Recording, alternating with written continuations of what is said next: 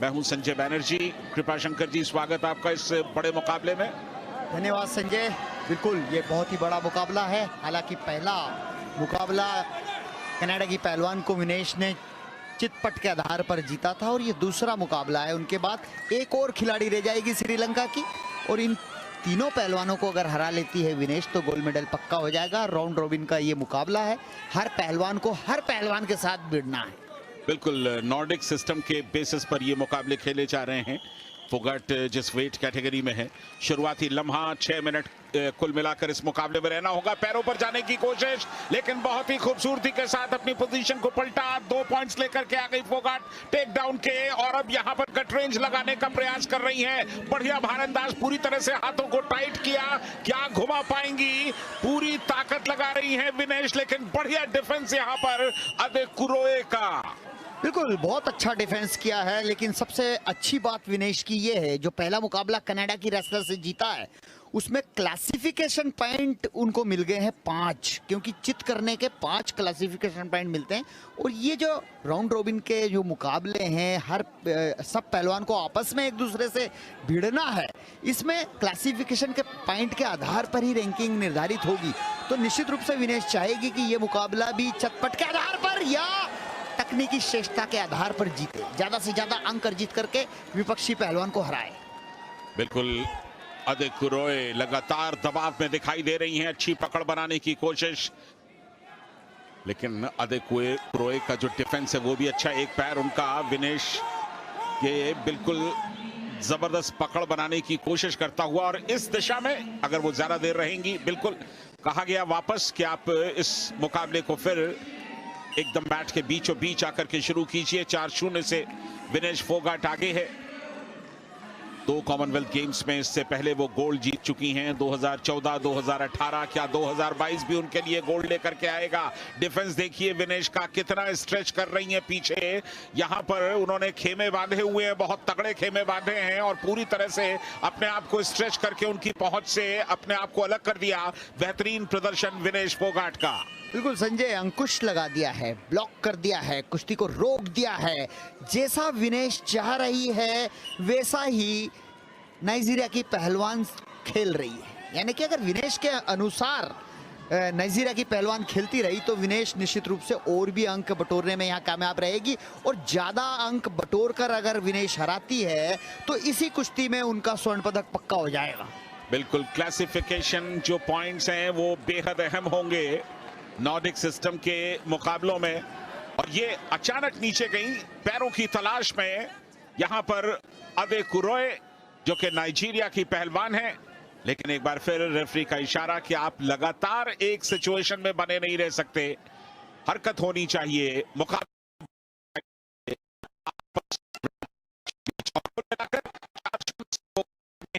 और पहला दौर अब बिल्कुल समाप्ति की कगार पर पहुंच चुका है। वूटर की आवाज, इत्मीनान के साथ 4-0। देखना यह होगा कि दूसरा दौर जो टीम सफलता के लिए कोई बड़ा दांव लगाएंगी। देखिए किस तरह ताकत को डाइवर्ट किया है। नाइजीरियन रेसलर पैरों में अटैक कर रही थी, ताकत लगा रही थी, और वहीं से अचानक कितना सुंदर ये दृश्य देखने को मिला है, वहां पहुंचाती है। दूसरे दौर की शुरुआत,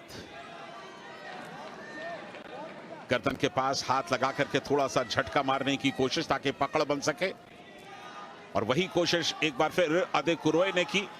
पैरों पर चली गई, बढ़िया पकड़ बनाई है अदेकुरोए ने, लेकिन क्या वो विनेश को पलट पाएंगी? विनेश यहां डिफेंस करती हुई, और ये रिवर्सल, विनेश अब ऊपर है बहुत ही जबरदस्त तरीके से। 2 पॉइंट और विनेश को मिले, 6-0 की अब उनकी लीड हो गई है। वो पूरी कोशिश कर रही है कि इस मुकाबले को चित्त करके जीत ले।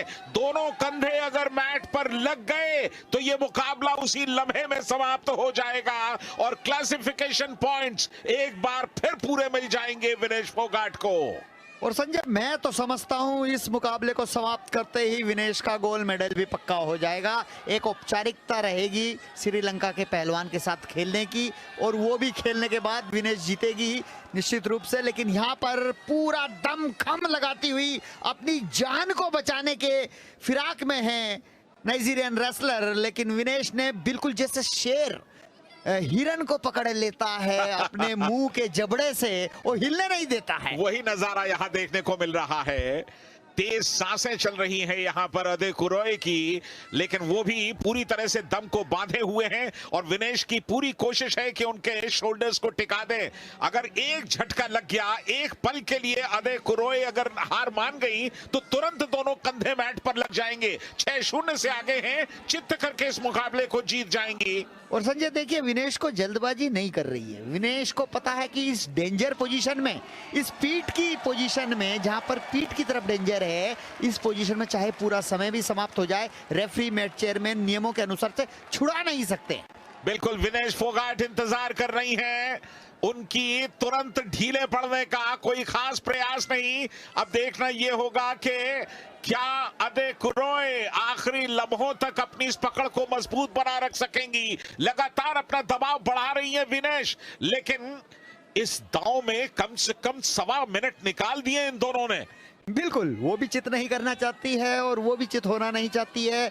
ऐसा सीन लग रहा है जैसे फोटो खिंचवा रहे हैं, और निश्चित रूप से यहाँ पे बहुत सारी फोटो हो गई होगी क्लिक। बिल्कुल, इससे बढ़िया नजारा कहां मिलता है। और आपने शेर और हिरण की जो बात कही, तकरीबन वो नजारा देखने में लगातार उनके चेहरे पर एक बेबसी, निराशा, हताशा सब कुछ दिख रहा है। और विनेश उनके चेहरे को देख रही है, उनकी आंखों को देख रही है कि तुम कब हार मानोगी। 15 सेकंड का वक्त और ये जाते जाते एक प्रयास विनेश फोगाट के, उन्होंने अपनी पूरी ताकत लगा करके चित्त करने की कोशिश की है, लेकिन अब वक्त इजाजत नहीं दे रहा। 5 सेकंड से कम का वक्त बाकी है। विनेश फोगाट ने इस मुकाबले को तो जीत लिया है और जीतते जीतते कमाल कर दिया आखिरी लम्हों में। बिल्कुल, यहाँ पर ये मुकाबला बहुत ही आसानी से निस्तो नाबूद कर दिया है नाइजीरियन रेसलर्स को। और जिस तरह से विक्ट्री में आपने देखा होगा, विनेश ने किस तरह मेट पे हाथ मारा और हाथ को ऊपर उठाया, ये खुशी के लम्हे। उन्हें पता है कि मेरा गोल्ड मेडल रखा गया है और ये पक्का हो गया है। तो फिलहाल एक छोटा सा ब्रेक।